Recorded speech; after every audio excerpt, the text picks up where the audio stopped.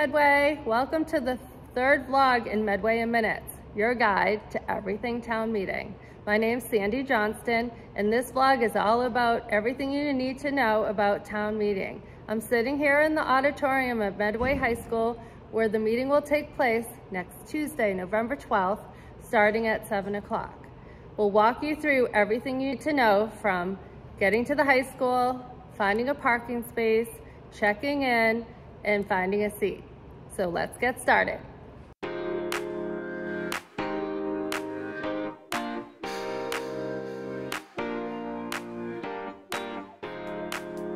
So when you walk through the front door of the high school, you're going to come into the lobby, and right away you're going to see a bunch of tables with volunteers.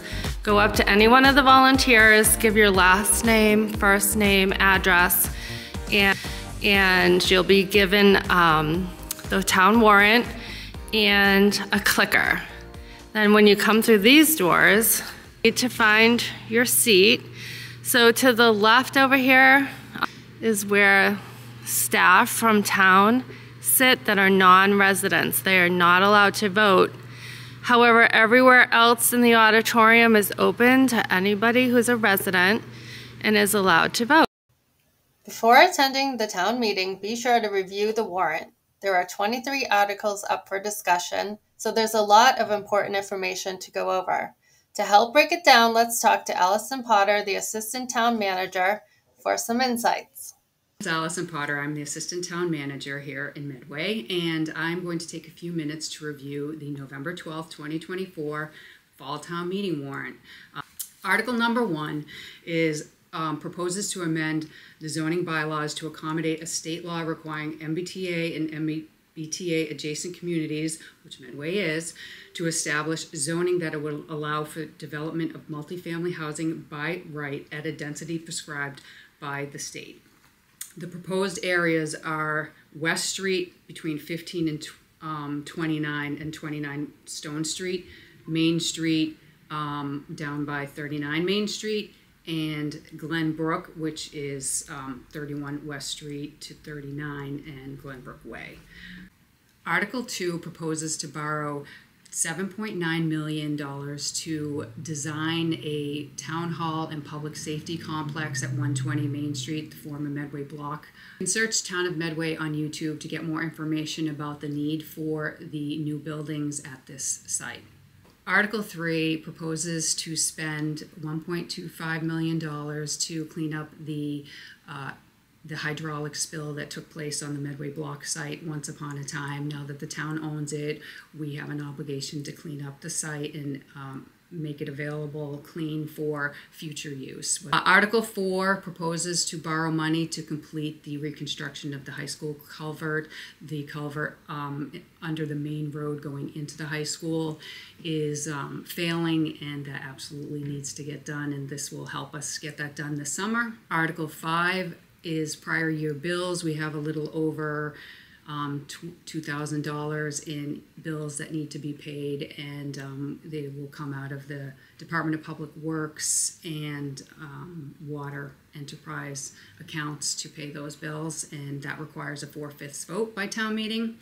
Article 6 is a free cash transfer to our capital stabilization fund. We're constantly trying to put money in there when we can for our future capital needs. Article 7 proposes to transfer $100,000 in free cash to our general stabilization fund, and that's for a rainy day, and we hope we never touch that. Article 8 proposes to raise and appropriate funds to supplement the building department budget and the treasurer collector's budget this year. We would like to add $12,500 to the building department budget and $6,000 to the treasurer collector's budget. Article 9 and Article 10 propose to use Community Preservation Act funds to build a pavilion at 50 Winthrop Street, which is where the community farm is located, and to buy some land off of Shaw Street that will give us access to the Charles River. So it would be used for open space purposes, and hopefully one day there could be a kayak launch there or something.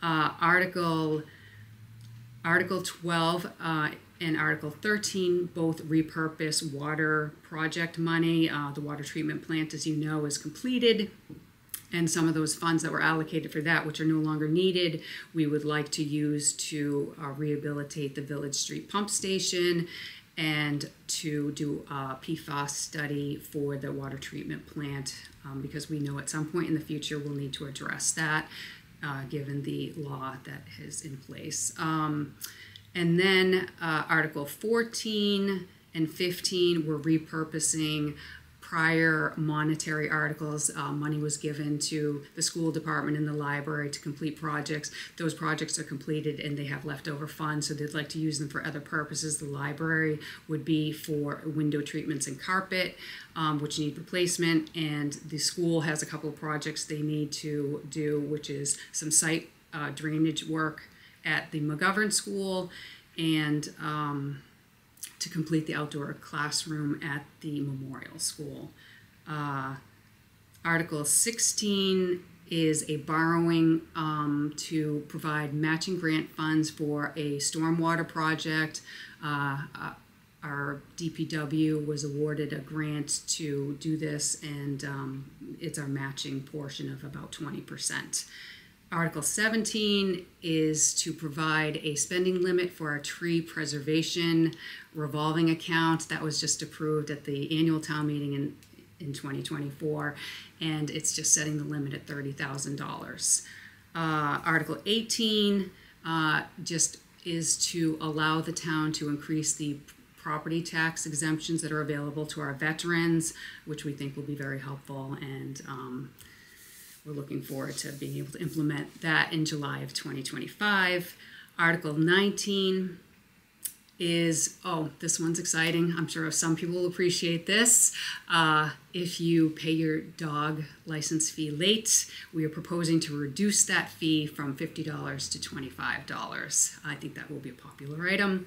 Article 20, we're proposing to amend the general bylaws to reduce the number on the Economic Development Committee from 7 members to 5. It will help us get the work of that committee done more easily.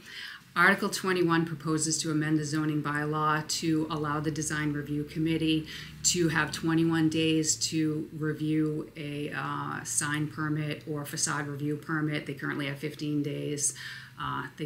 Based on their meeting schedule, they need that extra time. Article 22 amends the zoning bylaw, basically the table of uses. It's removing ski areas, which we don't really have the opportunity to do in town, as we all know, and add food pantry. And basically, food pantry would be allowed in an industrial district with a permit in a commercial district, and wouldn't be allowed in an agricultural residential district. And then the last article on the warrant is to amend the zoning bylaw, the Central Business District, and some Oak Grove Park District parcels. And that just allows a change in the front setback for multifamily housing to 10 feet. It allows the 4-story height of a building to be 45 feet.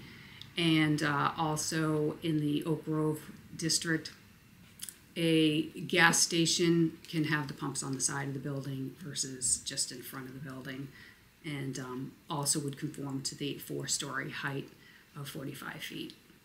I hope this quick run through of what the warrant articles are will help you take a fresh look at the warrant articles. And if you have any questions ahead of town meeting, please feel free to call the town manager's office. We're happy to answer any questions, or any department if it's related to another department.